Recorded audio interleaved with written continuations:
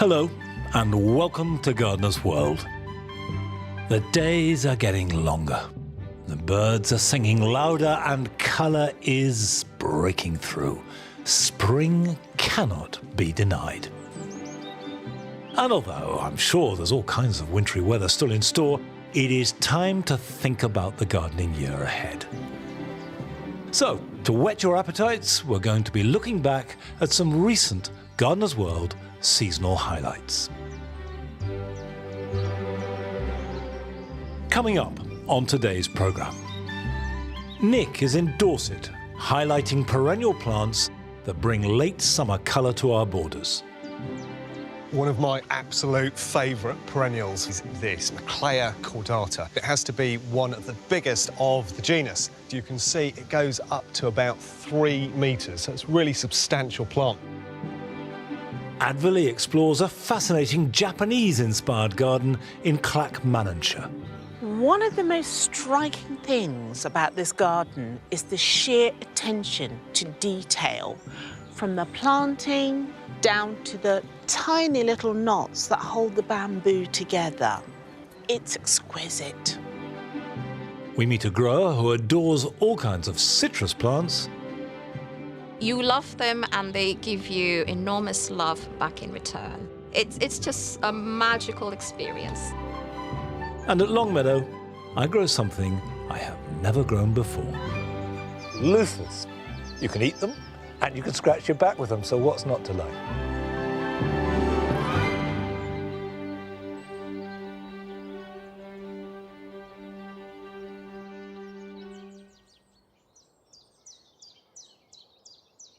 At this point of the season, many of us are considering possible changes for the year ahead. And there's no better way to get inspired than to visit other wonderful gardens. Joe went to meet a garden designer who had been commissioned to integrate a very modern building into a very old setting.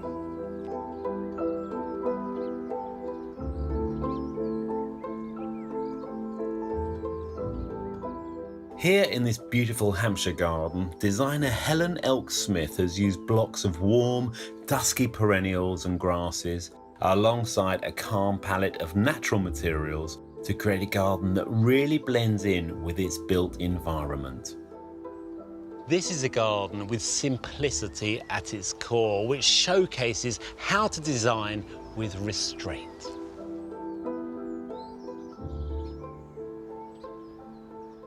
Helen, a beautiful garden, incredibly stylish and contemporary. And it goes with the contemporary house. But you've also got this, old Victorian brick wall that surrounds the whole property. So how did you, approach the design and blend those aspects together? This is an old kitchen garden, and there's something that's very lovely and magical about every kitchen garden, and that's absolutely true of this one as well. The wall has the most beautiful colours in it, and they're absolutely lovely. And the house obviously has got some really sort of strong colours. It's got sort of black glass and black flaming, and then there's obviously the timbers. And actually the job of the planting was to bring these two things that are very different together. Where we've got a lot of really hard horizontal elements, the roof, the windows, the doors, the cladding, everything is completely horizontal, and then we've got these horizontal lines that run all the way around by the wall itself. What I was looking at is those lovely mounding forms and the arching forms, just to create that soft contrast. And the landscaping materials, again, it's all pared back, really. We've got stone, we've got gravel, and we've got decking. And they all work really nicely together.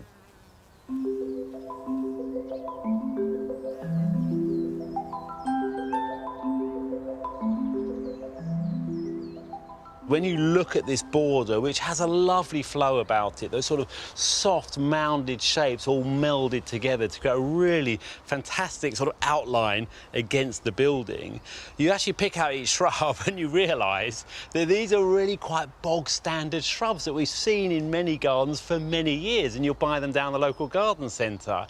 But it's the way they're used and put together that makes them a success. So we've got things like the Choisya tonata, cordata over there. Then we've got Euphorbia mellifera. There's 3 of those, which will flower the honey spurge. Got a beautiful scent to it. And then these 2, you know, which really are standard evergreen shrubs. Hebe, I think this is Sutherlandii with its tightly clipped glaucous foliage.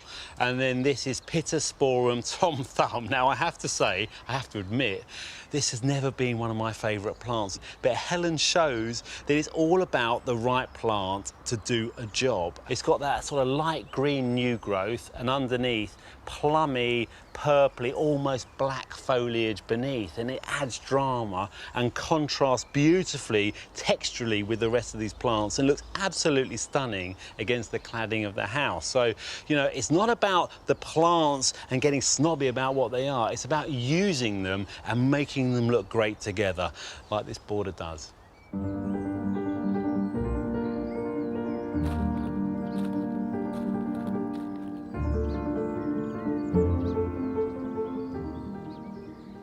A common scenario is to put some paving in outside your patio doors, or in this case bedroom doors, or deck like this, and have the plantings beyond. It feels as if the garden's miles away and there's a disconnect between the interior and the nature of plants.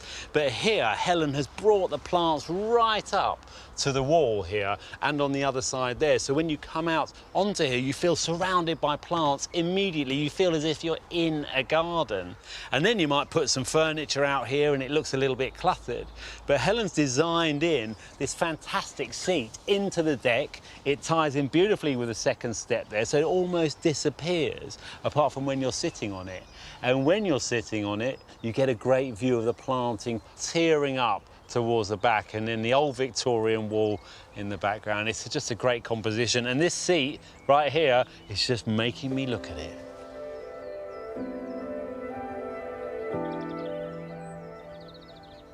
When I studied garden design in 1990, ornamental grasses were just hitting the scene. Everyone was really into them, but they were thought to be a bit of a flash in the pan. But they've really lasted the course, and Helen shows in this garden just how versatile they are. She's used loads of them.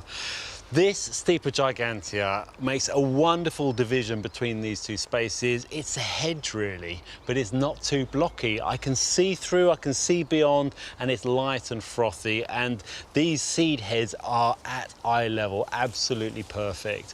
And she's used others as ground covers under trees, edgings for paths, some tall, some short, and some floppy ones. And over there we've got Calamagrostis Carl Forster, a very similar colour to this Stipa, but it's got a different form. It's narrower, it's more upright, and it works beautifully just to break up the old Victorian wall over there.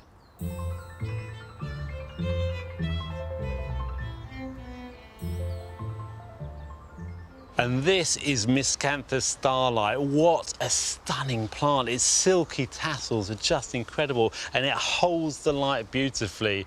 But is this just ornamental? No, of course not. It's doing a job. This is blocking the car parking area from behind. I can't see anything behind there at all. This is a proper screening plant, and it's been repeated all the way through, and then it links into more grasses behind me. It adds a lovely flow and naturalism to the entire garden as a whole.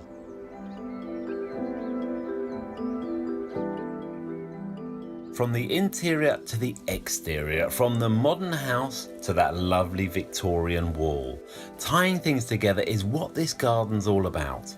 The fact that it's been done so subtly and so sympathetically is what makes it really stand out as a design.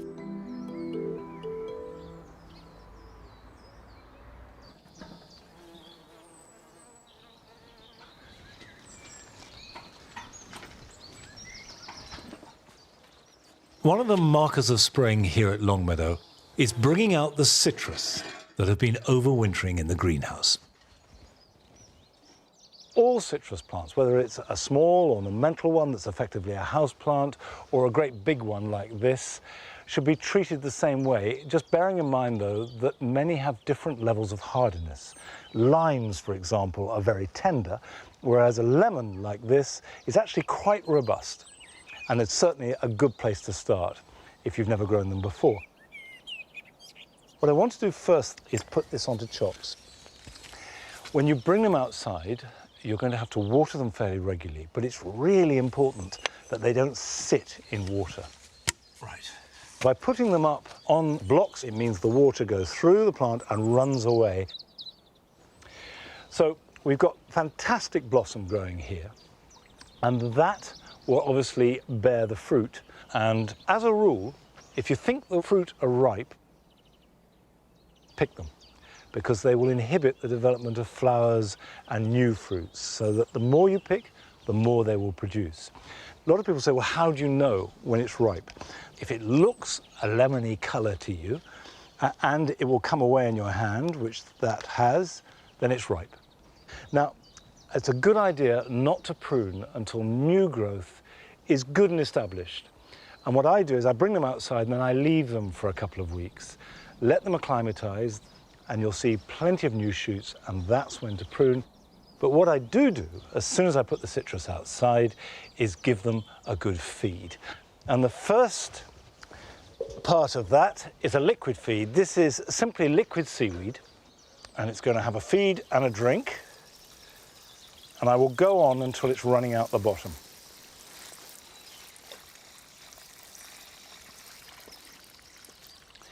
Now, the reason I'm using a liquid seaweed is because it is high on potassium, and that will feed the roots and the flowers rather than the leaves. And tomato feed will do the job just as well. So we'll give this one a drink too. And I repeat that once a week till September. Stage 2 is to top dress them. And I'm using homemade compost. If you haven't got any, fish blood and bone will do just as well. But I like compost for 2 reasons. One, because there's a lot of bacterial and fungal activity, which builds up a good relationship with the roots. And 2, it acts as a good mulch. So I just spread that round, move it away from the trunk. There we go. Right, these should be set up, and I just hope that we don't have any late frost, but I will have some fleece to hand and I can just wrap them up, and that will be protection enough. Now, I love these oranges and lemons that I've gathered over the years. This one, for example, was given to me as a cutting 37 years ago. But my own feelings are pretty pale and wan compared to the passion that Dr. Shanaz Kamachi has for her collection of citrus plants.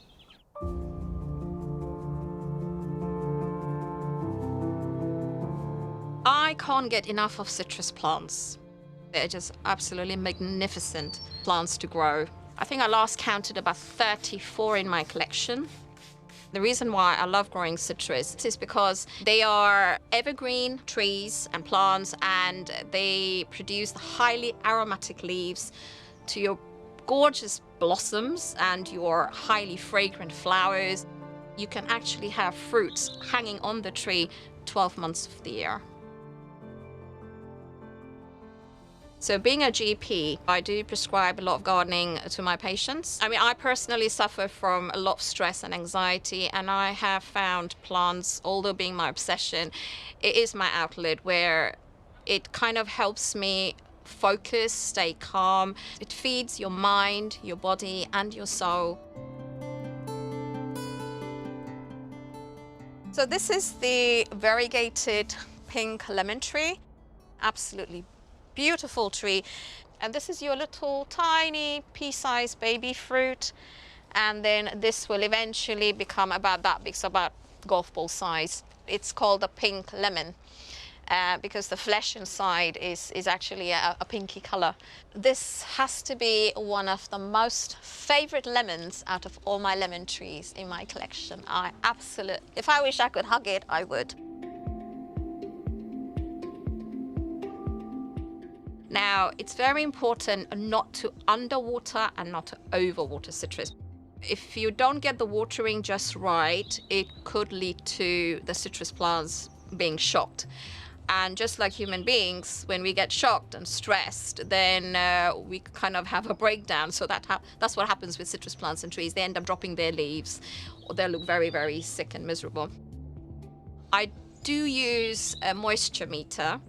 Well, I have to admit, a moisture meter, I think, is my gardening best friend because it takes away a lot of the guesswork when I'm watering. This one here is called the strawberry orange. So the reason why it's called strawberry orange is because it's got like a hint of strawberry and raspberry flavor. So it's not your typical orange.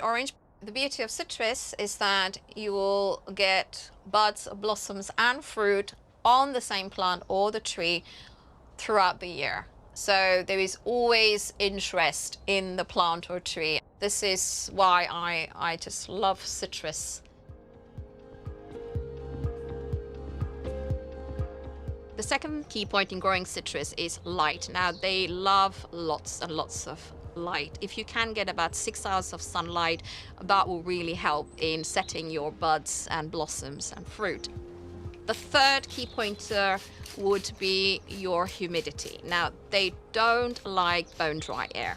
Misting is very important, so it's highly essential that if you're growing them indoors, make sure you mist them daily so that you're giving that little bit of moisture in the air. That's a baby Rangpur lime. And they're absolutely beautiful, gorgeous tree.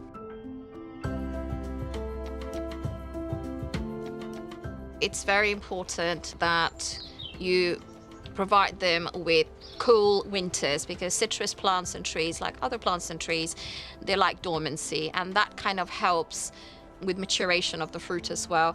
And they love hot summers, so you can actually throw them out in the garden or your balcony for the summer.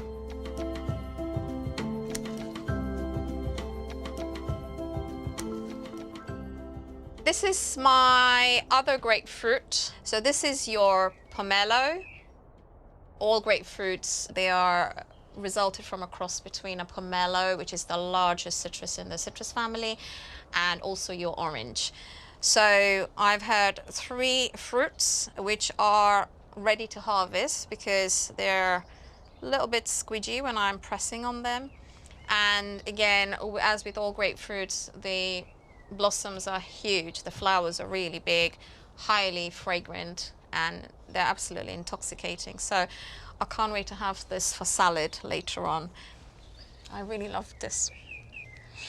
And it's absolutely gorgeous fragrance of this fruit. Oh, you can't get enough of them, can you? I just can't see anything not to love about citrus. A harvest that I get at the end. You love them and they give you enormous love back in return. It's just a magical experience.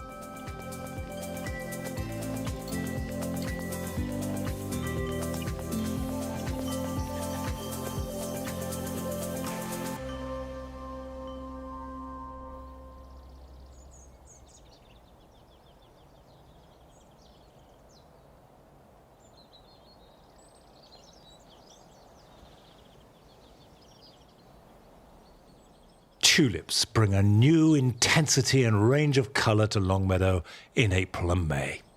I like to experiment with different colour combinations, both in the borders and in pots. This particular pot has worked out really well, I think. At the top, you have a tulip called Flyaway with these lily petals rimmed with yellow. And then the mid-layer is a tulip called Purple Lady, which has got a good goblet form.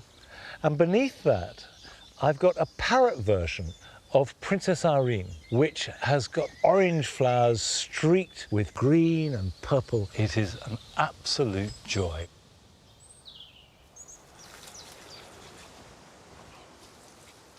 Last summer, we received a film from Sonia Walters, who had used pots to create a tropical oasis in her garden on the south coast. Welcome to my little Brighton garden. Because it's baking hot in this little yard in the summer, I've got tropical plants, bananas, canna lilies. Through the studio door, I'm a painter by the way, and you can see the whole of the depth of the garden leading right up to the beautiful cherry tree at the top.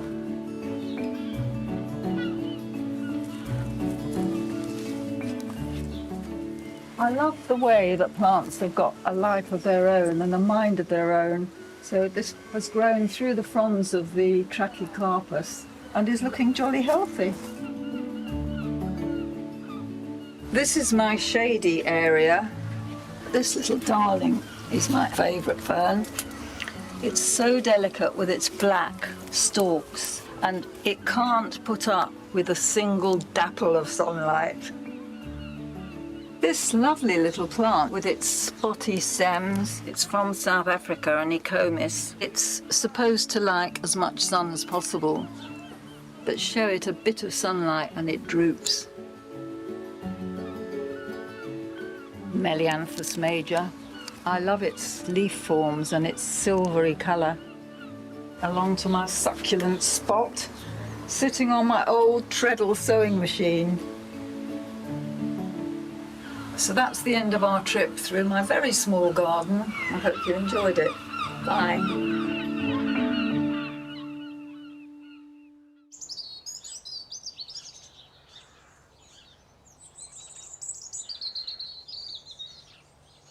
Come on. Good boy. You go first. There's a good boy. Of course, you don't need to have a garden to create a living green space. Last spring, we met a grower who had created his own plant paradise indoors. I just really like the effect of having a really lush green home. I wouldn't really say I'm going for the jungle vibe necessarily, but I just like the way plants make me feel relaxed and just keep me calm. So yeah, I just like as much green as possible, especially inside. Less colour, but just more foliage. Hi, I'm Paul McCabe. I live in Salford, and this is where I come to escape.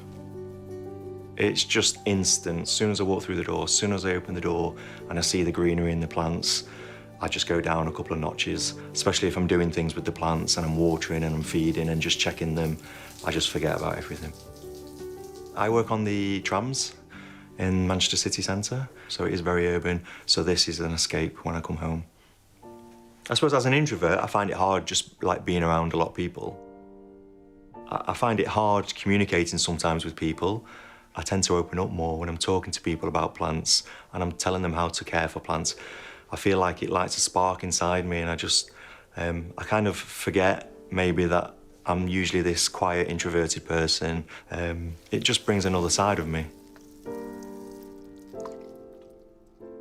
I'm lucky because I do have the skylights. It's a west facing at the back, so the sun does go around, and then I get bright light in the afternoons, which can be a problem sometimes because a lot of the houseplants don't necessarily want bright, direct sunlight. Columnia arguta is it's a really nice hanging plant, and when it's in bloom, it looks absolutely stunning. Hanging plants, philodendrons or pothos as well, they just look really nice the way they just hang quite naturally, and the leaves will turn to the light as well. I would say this is like my hanging gardens of Manchester. So I quite like the forest cacti, epiphytes, again just the way that they hang, and usually you get flowers on those specimens as well. And also Spanish moss. I find Spanish moss is so easy. It is an air plant, so you do need to mist it with rainwater regularly. I like the placement of plants. I like how you can use a plant and place it in a location, even one plant, and it just transforms the room. I'm always moving the plants around. I think at the moment my favourite plant is the Monstera deliciosa, because it's such a big plant and I've had it for such a long time, and I just love the form and how it just sits. I think I like it because it is such a common plant, to be fair, and I think most people just don't actually support them correctly. So in the case of my Monstera, I have a hook in the ceiling with a wire, so that supports the entire weight of that plant. It does need quite a lot of food, fertilisation in the growing months because it uses a lot of energy to grow those big leaves.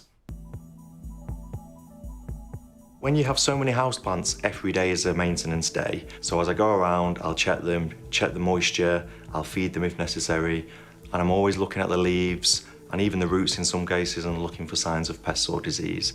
It really relaxes me, and it definitely isn't a chore.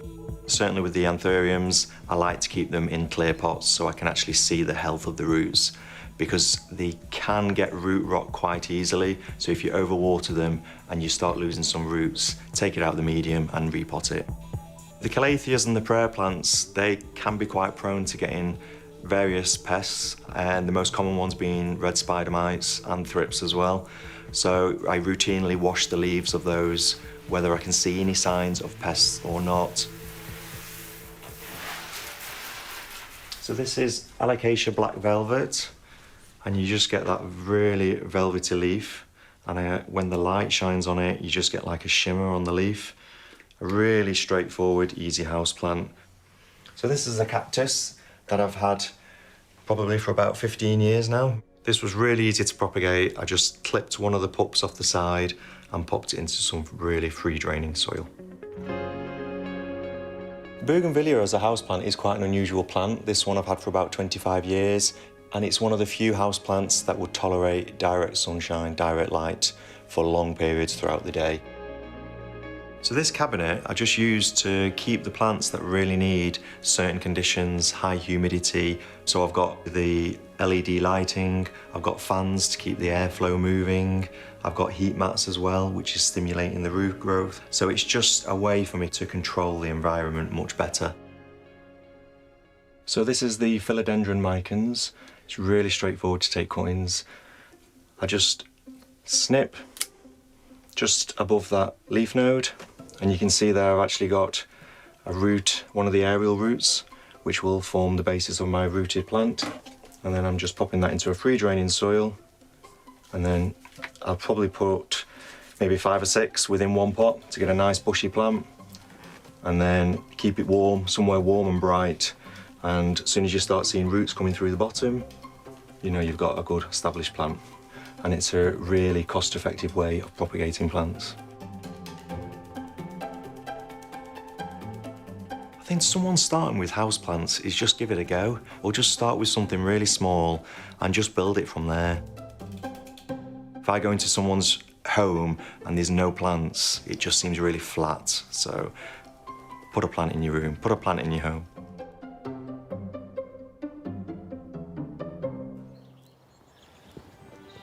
Now, still to come on today's programme. We visit Rekha Mistry on her allotment, which is filled with a curious array of vegetables.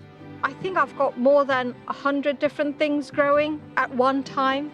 So it's like a mini supermarket, or Aladdin's cave. Nick puts the spotlight on plants designed to really shine in a border. What I'm talking about are the tall perennials.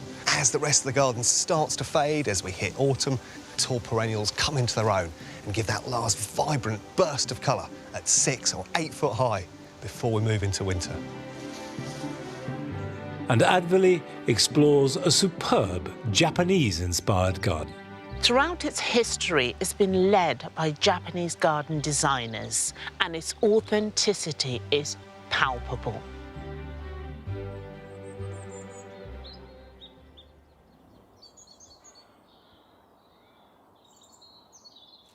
Now, last summer, I grew something that I had not tried before. I've got all trendy. I'm growing loofahs.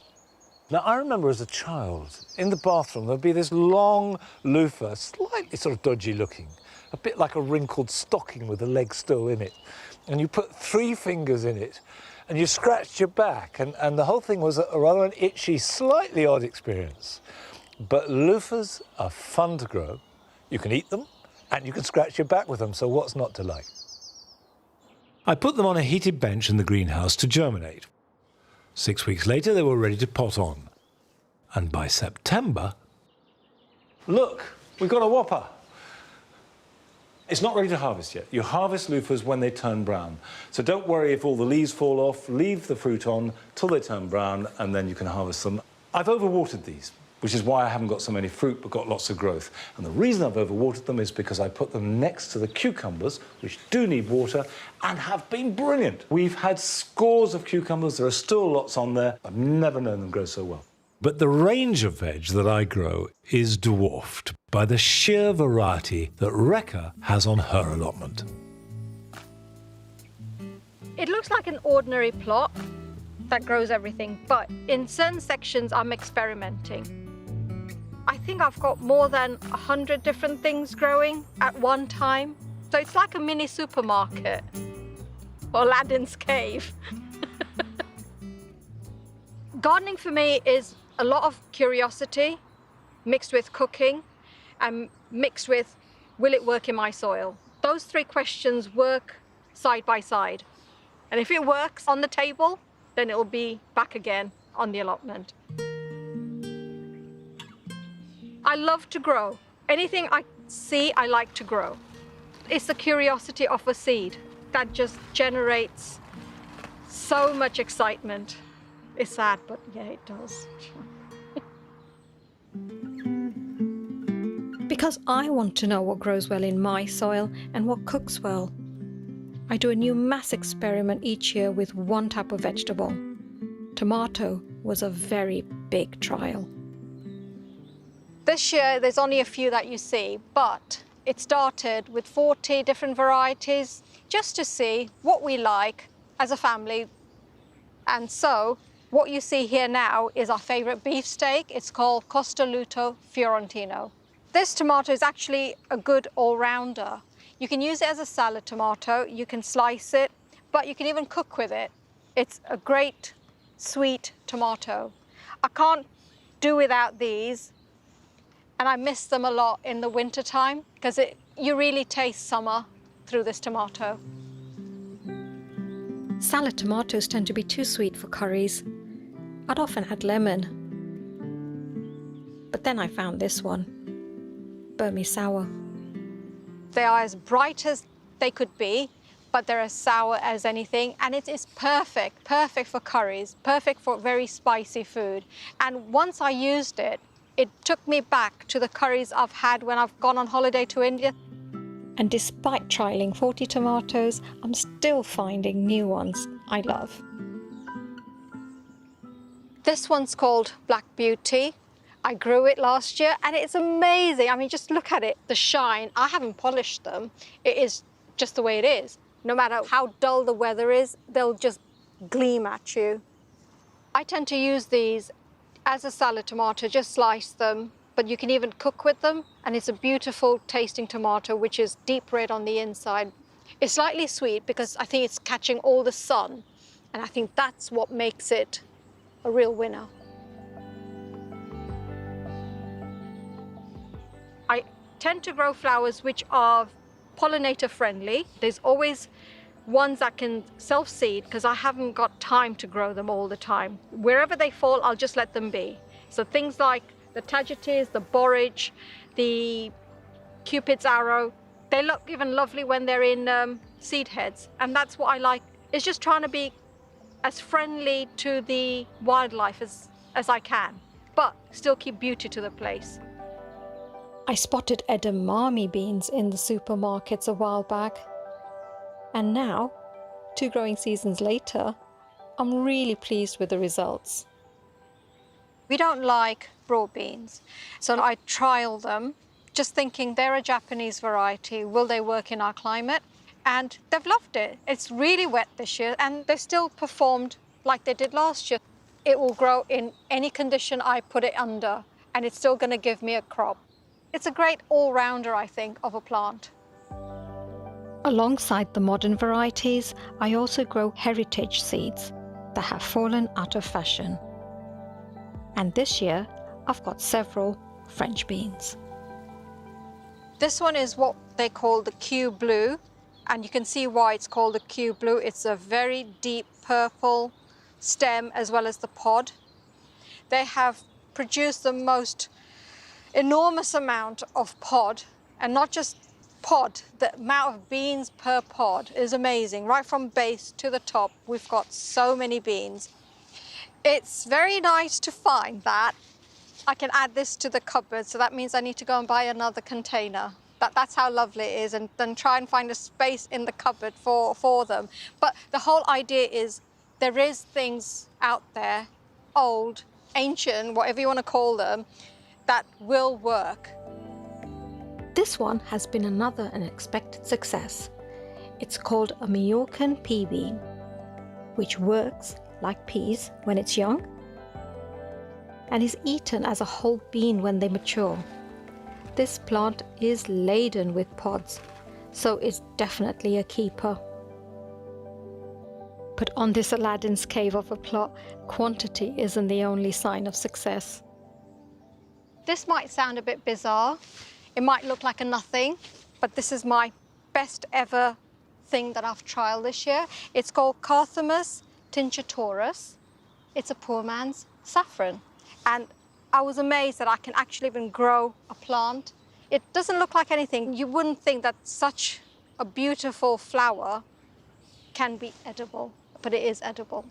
What I'd like to use this for is what they use in Spain, paella. Its common name is safflower and makes this poor man's saffron. So watch this space. It's successes like edamame beans and black beauty that keep me excited about possibilities, about the cooking, and always about the seed. Growing from seed is just magical. Watching a seed germinate, that in itself. I don't need any TV, just watching a seed grow. That's it. I'm done.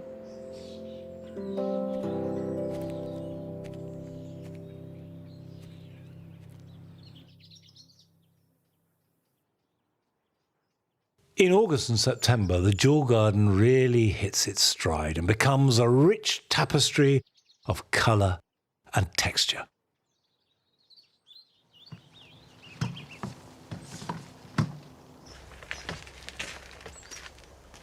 I love crocosmia, and luckily, crocosmias love Longmeadow. It suits them down to the ground. And Crocosmia lucifer in full flower is one of the glories of the jewel garden from the end of July right through August. And even now, when it's finished flowering, the seed heads look magnificent. But it is not the only crocosmia. One of the beauties of some of the other really good crocosmias is they flower a bit later and will continue flowering to the end of this month.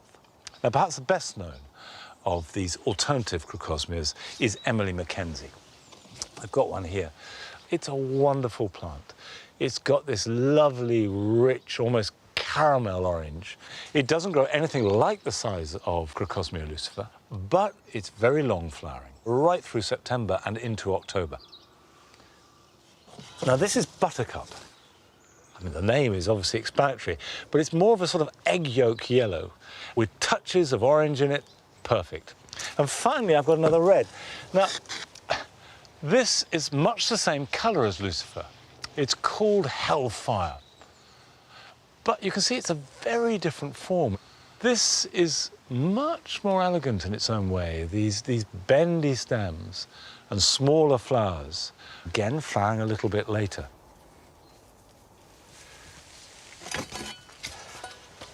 The important thing about crocosmias when you're planting them is to plant them good and deep.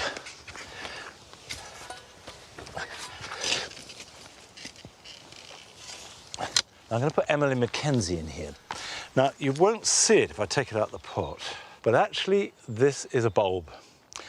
And crocosmias grow as corms, and corms are bulbs that are flattened. And the one thing that will stop crocosmia flowering or being healthy is if it's drying out. And the closer the corms are to the surface, the drier they get. So it's a good idea, A, to make sure if you're planting just the corms, plant them good and deep. Obviously, if you're planting as I am, a plant in a pot, you do it at the level that it's in. Crocosmias thrive on good, moist soil in summer. So if you've got plenty of organic material that holds the moisture, then that is a very good start for growing crocosmias. As we drift into autumn, the garden starts to thin and fade. But although summer is on the wane, it doesn't mean that there is any loss of beauty. Nick visited a garden in Dorset in September that continues to perform superbly. Around the end of August, you start to sense change in the garden. Autumn is in the air, and with summer colour fading, the borders can start to look depleted. Here at Knoll Gardens, they have the solution in the shape of some stunning, soaring plants. What I'm talking about are the tall perennials, those wonderful plants that almost imperceptibly inch their way up at the back of your borders throughout summer when the rest of the garden is looking fabulous. And as the rest of the garden starts to fade, as we hit autumn, suddenly the tall perennials come into their own and give that last vibrant burst of colour at 6 or 8 foot high before we move into winter.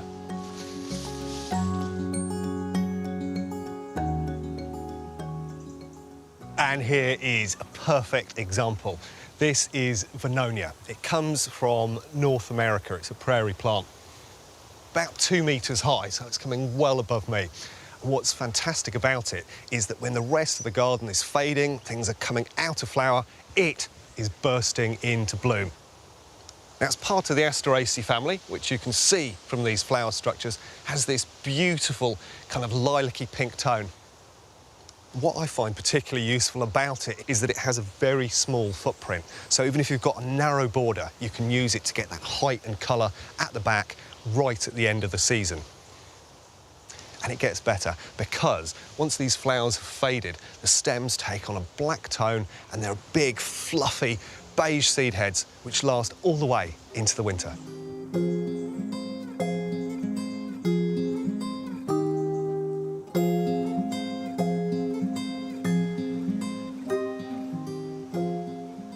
Now, you may think that this is an aster, and you wouldn't be entirely wrong. It had that name up until about 3 years ago, but now it's Dollangaria. It's a brilliant plant for border backs where you've got lots of space. I think it's got this lovely wild feel to it, and it's great if you can let it rampage. It's not particularly fussy when it comes to soils. It's very happy in full sun or light shade. It works well as a cut flower and has one particularly useful trait.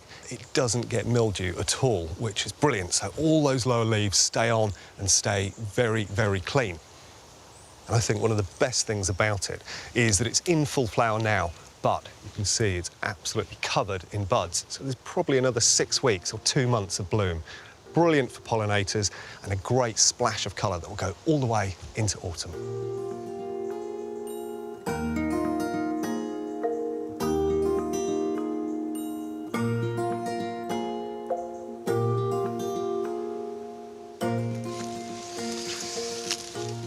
If you're looking for a bulky herbaceous plant for the back of your borders, then you can't go far wrong with this. This is Persicaria alpina. Now, it comes from the Himalaya. In summer, it has white flowers, but at this time of year, they slowly transition into pink. Now, it's about 2.5 metres tall, so it's a real beast, but actually it also works really well as a hedge. And one of the easiest ways to do that is just with some simple spring propagation. So you can just bite out chunks of soil with a good amount of root and stem in there, and then plant them as you wish. Now, something I think that's going on here, which is really lovely, is the association between the two plants here. So this is Veronicastrum fascination. Now, it had its moment in the middle of summer where it had these beautiful lilac flowers, but now it's got this fantastic structure that will last all the way into the winter. So I think the combination of these two forms, this wonderful sort of spiked form and then the fluffy form of the Persicaria, just look beautiful together. What a fabulous combination.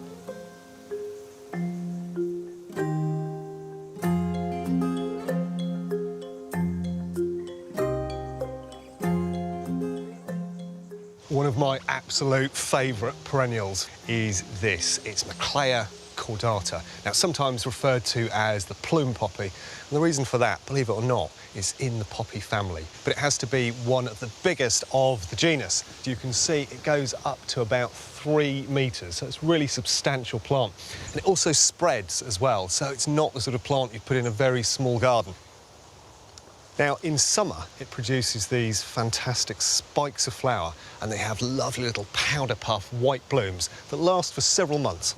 But now, it's still got that height but you've got this fabulous foliage as the focus. It's got a really special quality to the shape. It's almost sort of oak-like leaf, very glaucousy blue on the surface, so it's great contrast for other plants. And then as it blows around in the wind, you get these incredible white backs to the leaves. Now, I think one way to really set it off at this time of year is to pair it with another tall perennial. And I think this is one of the ideal plants to do it with. This is Eupatorium purpureum, and it flowers at about this height. So you get that lovely association of the two colours, the two forms, and the contrast of the foliage. A lovely pairing. Of course, Eupatorium can stand alone too, with its great structure, rosy flowers and superb burgundy stems. Plus, it's not a hybrid, so it's likely to remain upright and not need any staking. Many of the perennials here are teamed with grasses and other prairie plants.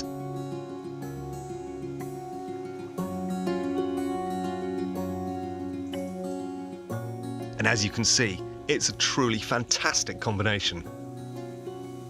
Growing behind me is Miscanthus Roland.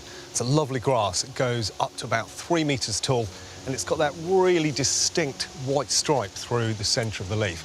But the flowers are beautiful too. They've got a sort of zigzag quality to the inflorescence and that lovely sort of pinky beige tone. I think they make the perfect backing to this, which is Helianthus lemon queen. And this has to be one of my favourite of all the perennials. It's one of those really interesting plants that comes into bloom right at the end of the season, so it's looking super fresh now, and these blooms will go on and on and on. Now, it comes up to about 2 metres high. It's a clumping plant, so it stays fairly tightly together. And then you've got these beautiful, typical daisy flowers, those little black details in the centre there, and lovely kind of deep buttery tone.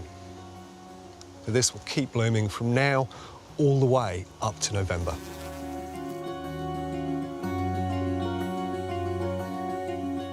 I've come to love late summer for its colour palette, play of light and textures. But to make the most of it, you need plants that come into their own at this time of year. And for me, the most important are these magnificent tall perennials.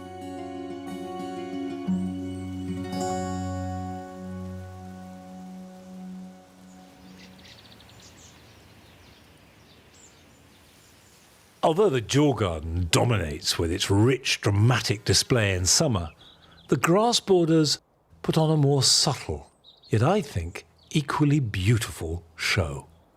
And they will go on looking better and better after the Jewel Garden has faded, and sometimes almost till Christmas. And the range of colours is much more limited. You've got all those bronzes and ochres and golds, but it's the linear quality, the vertical lines, and then the leaves just falling elegantly and arching off them. And I do love it. It's not as operatic as a Jewel Garden, but it's certainly in its own way just as rich.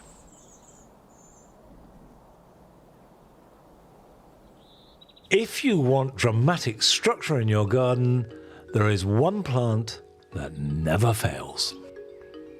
Croeso Gymru, my name is Ian Jones. Welcome to my garden here in Glan Conwy in North Wales. These tree ferns originate from Tasmania and have quite an interesting history. They arrived in the country as ballast from ships and then were then discarded the side of the docks. And then they noticed that these trunks had started sprouting leaves. What you have in essence are trunks that are made up of bundles of roots. You can cut a tree fern in half, stick the top part into the ground, and provided it's kept moist, it'll start to grow again. It's very important that when you buy tree ferns that you make sure that they've been harvested sustainably.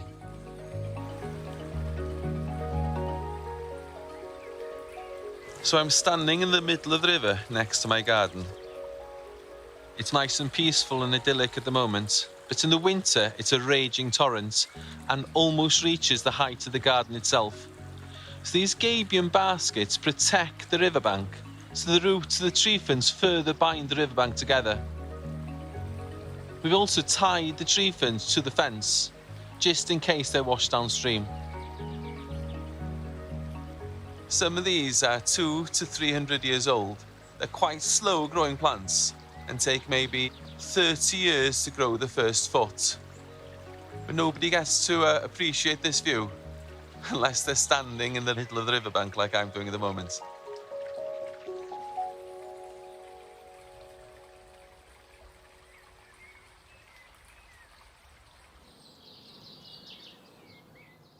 The more unusual a plant looks, the more we're inclined to treat it with kid gloves. But some plants are much tougher than we might suspect.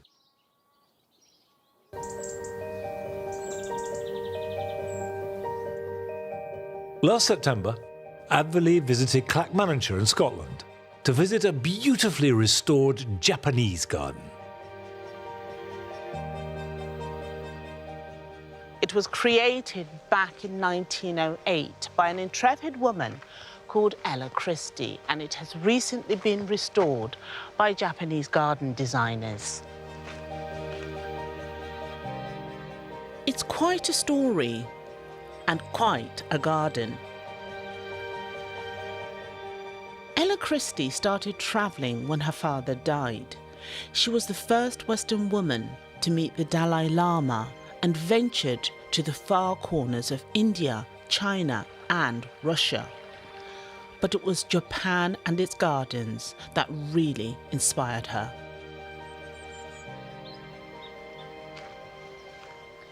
And when she came home, she looked for the perfect spot on the family estate to create her own. Amazingly, she found a female Japanese garden designer called Taki Handa, studying in the UK. And together they created a traditional Japanese garden. It charmed visitors until it was destroyed by vandals in the 1960s.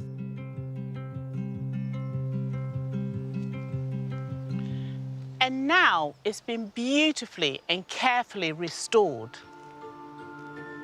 Japan has a long tradition of gardens, and what Ella created was a stroll garden, a large space for walking, admiring the views and contemplating. Every element of the garden, like this entrance gate, has exquisite detail, purpose and meaning. The sign says Sha Rakuen, the place of pleasure and delight. And these stones are intentionally uneven to slow you down as you enter, helping to calm the mind. Japanese gardens honour nature and the wider landscape of trees, mountains and water. A garden is a distilled, artful version, with stones and mounds mirroring the mountains, and trees reflected here in water. So perfectly arranged that sitting here is like looking at a work of art, which of course it is. In an English garden, trees would often be grouped in threes or fives, but not here. They're in ones and twos, which means you can really appreciate their form and structure. There's even a word for the gaps in between things. It's called ma. In Ella's time, this pavilion was a boathouse, but is now a stunning tea house. And next to it is a beautiful zigzag bridge. It symbolises the journey through life with all its twists and turns. I imagine health and safety would prefer a sturdy handrail. But it wouldn't be life, would it, without the odd risk? It leads to a sacred space at the end of life, and the next bridge is arched, because none of us can see exactly what happens next. There are other bridges too, with more precise stones to slow down the walker and the mind. And everywhere there is considered meticulous precision. One of the most striking things about this garden is the sheer attention to detail, from the planting to the construction of every single building, down to the tiny little knots that hold the bamboo together. It's exquisite. The restoration has been led by Professor Fukuhara, who advised on the Japanese gardens at Kew and Tatton. One of the few new additions is the dry or Zen garden. Traditionally, they were built in monasteries in mountainous regions with little running water. This rippling gravel mirrors that movement, and the monks would have raked it as part of their meditative practice. Here is the gardener's job. The team have woven a family story in too, placing stones to represent Ella, her nephew Bobby, and her great niece Sarah, who began the restoration of this garden. This is an astonishing place, melding the past and the present with thoughtful cultural precision. That's the key to this garden. Throughout its history, it's been led by Japanese garden designers, and its authenticity is palpable.